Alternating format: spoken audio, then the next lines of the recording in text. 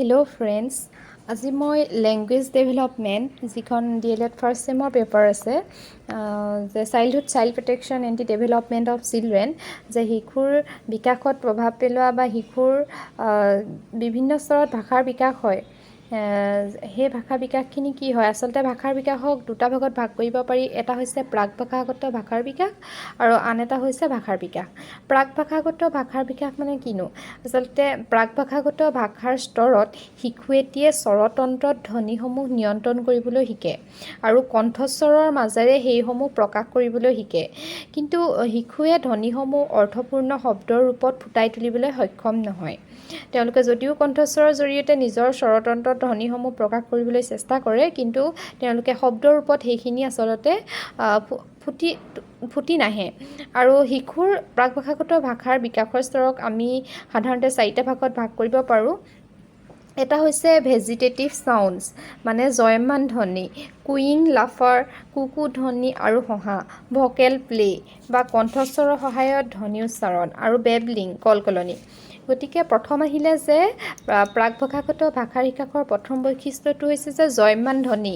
শিশু এটিৰ জন্মৰ পৰা প্ৰায় 2 মাহলৈকে কণ্ঠস্বৰত ভাষা বিকাশৰ এই পৰ্যায়টো জয়মন অৱস্থাত থাকে। মানে শিশু এটিয়ে জন্মগতভাৱে লাভ কৰা কান্দোন বা উগাৰ ভৰা শব্দ আদিহে এই পৰ্যায়ত সৃষ্টি কৰিবলৈ সক্ষম হয়। আৰু যেতিয়া কুইং বা লাফাৰ, কুকু ধ্বনি বা হহা শব্দ কৰি হহা কেতিয়া আৰম্ভ কৰে? 2 মাহৰ পৰা 5 মাহৰ ভিতৰৰ বেবীসকলে কুইং কৰিবলৈ লয়। তেওঁলোকে কি কৰে? কুকু ধ্বনি আৰু শব্দ কৰি হাঁহিবলৈ আৰম্ভ কৰে। শিশুক সুখী বা সন্তুষ্টি প্ৰকাশ কৰিবলৈ এনেদৰে ধ্বনি প্ৰকাশ কৰে। আৰু যিবোৰ স্বৰধ্বনি বা ব্যঞ্জন ধ্বনি যিকোনো ধৰণৰ হ'ব পাৰে এই মানে হহাখিনিত। আৰু যেতিয়া 4 পৰা 8 মাহৰ ভিতৰৰ শিশুসকলে ভকেল প্লে, কণ্ঠস্বৰৰ সহায়ত ধ্বনি উচ্চাৰণ কৰিবলৈ শিকে। তেওঁলোকে কি কৰে? 4 পৰা 8 মাহৰ ভিতৰত কণ্ঠস্বৰৰ সহায়ত স্বৰধ্বনি, ব্যঞ্জন ধ্বনিসমূহ সংলগ্ন কৰি ধ্বনি প্ৰকাশ কৰিবলৈ সক্ষম হয়।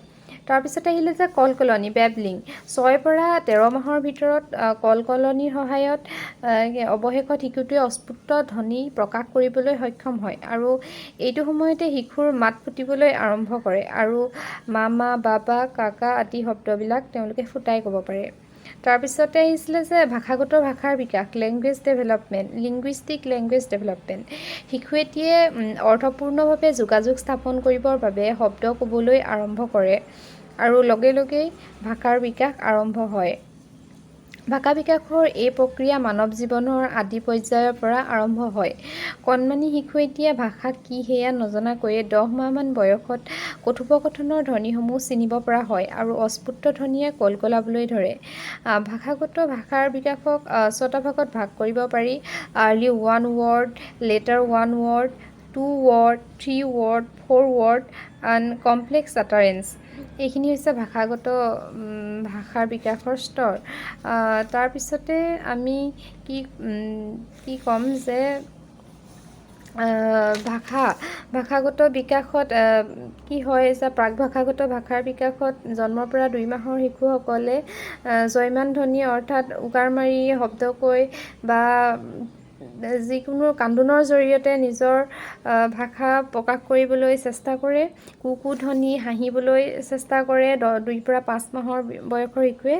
আৰু কণ্ঠস্বৰৰ সহায়ত ধ্বনি উচ্চাৰণ কৰিবলৈ ধৰে 4 পৰা 8 মাহৰ ভিতৰৰ শিশুসকলে। স্বৰধ্বনি আৰু ব্যঞ্জন ধ্বনিসমূহ সংলগ্ন কৰি ক'বলৈ আৰম্ভ কৰে।